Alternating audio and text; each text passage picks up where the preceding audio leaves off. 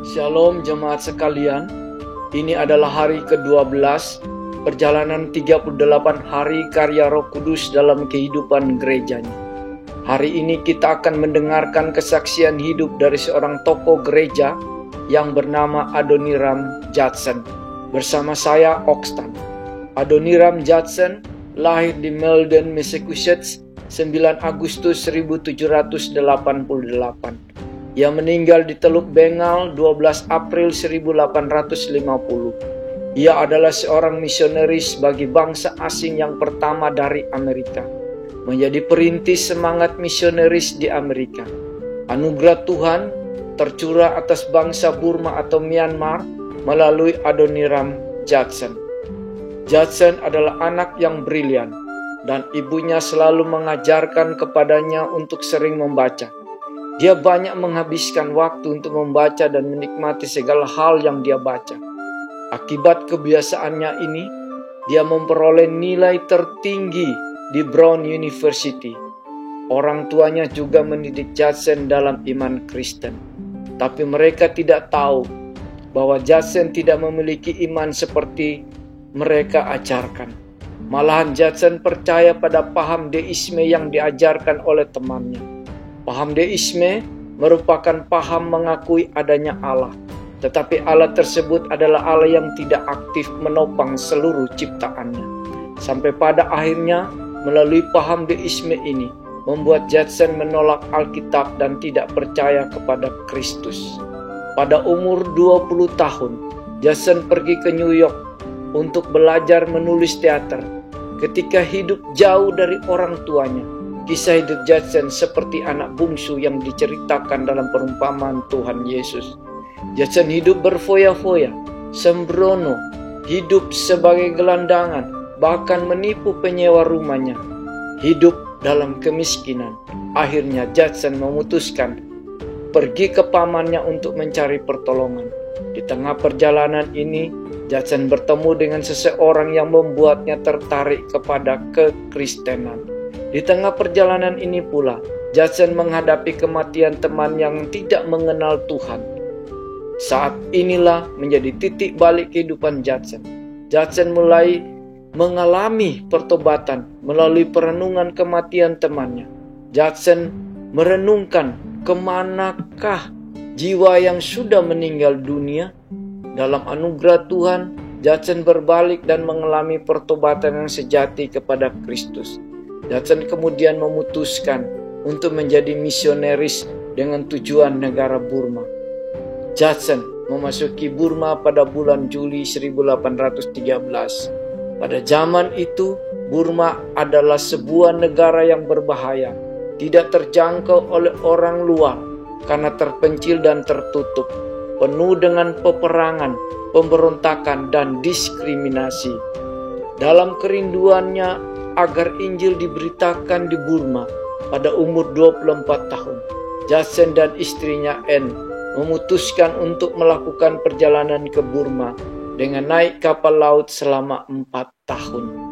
Dalam perjalanan ini, Anne melahirkan 3 anak, tetapi semuanya meninggal.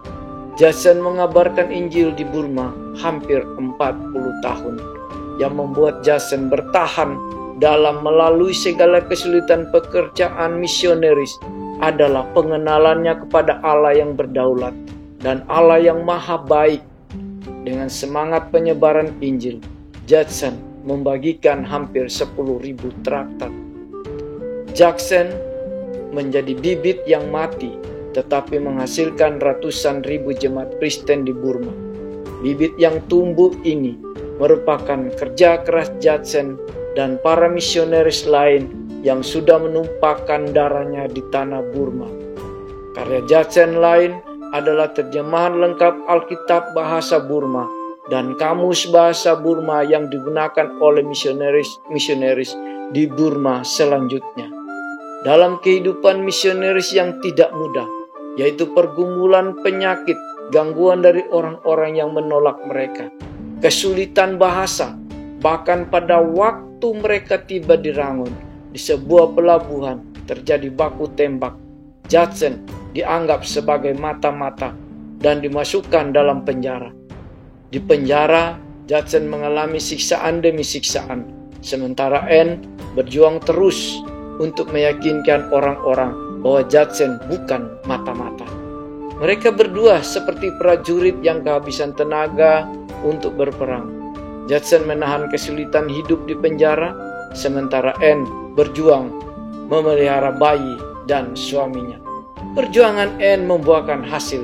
Tahun 1825, Judson dibebaskan karena pemerintah membutuhkan tenaganya sebagai penerjemah dalam negosiasi antara Burma dan Briatin. Namun pada tahun 1826, karena kondisi yang memburuk, Anne meninggal dunia.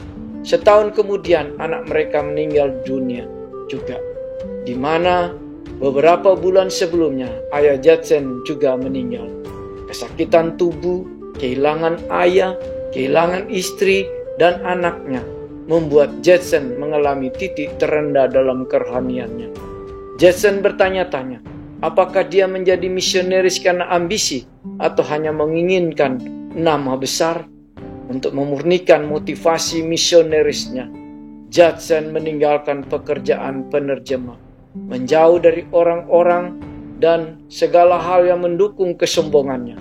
Tidak makan, menghancurkan semua surat penghargaannya, memberikan semua kekayaan kepada Dewan Pengurus Baptis, meminta gaji dikurangi untuk diberikan kepada misi.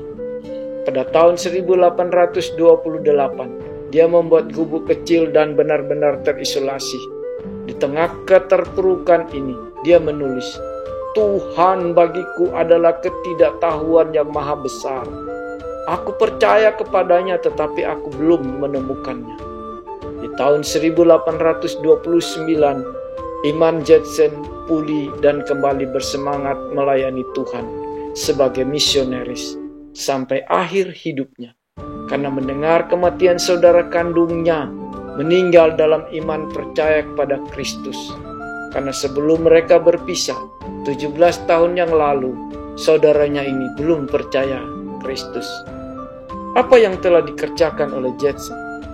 Alkitab lengkap dengan bahasa Burma telah selesai. Kamus bahasa Burma selesai. Ratusan petobat datang ke gereja. Dan saat sekarang ada 3.700 jemaat baptis di Myanmar yang bermula dari pelayanan kegigihan Judson.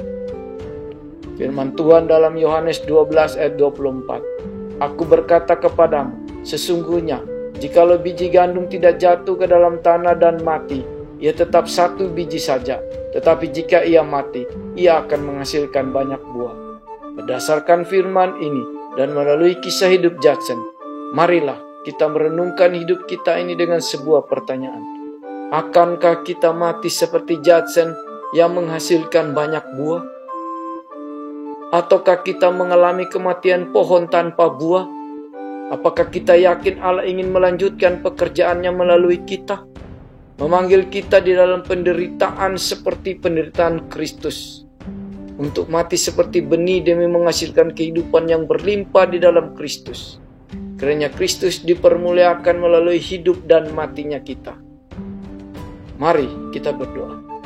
Tuhan, kami berdoa buat setiap orang yang mendengarkan kisah hamba-Mu Judson, mau menghayati akan arti kehidupan ini. Biar hidup ini kami persembahkan buat Tuhan Yesus yang sudah mati mencurahkan darahnya buat penebusan dosa kami. Bimbing kami dalam hikmat-Mu untuk menemukan Tuhan dalam setiap hidup kami dan menghasilkan buah. Dalam nama Yesus kami berdoa. Amin.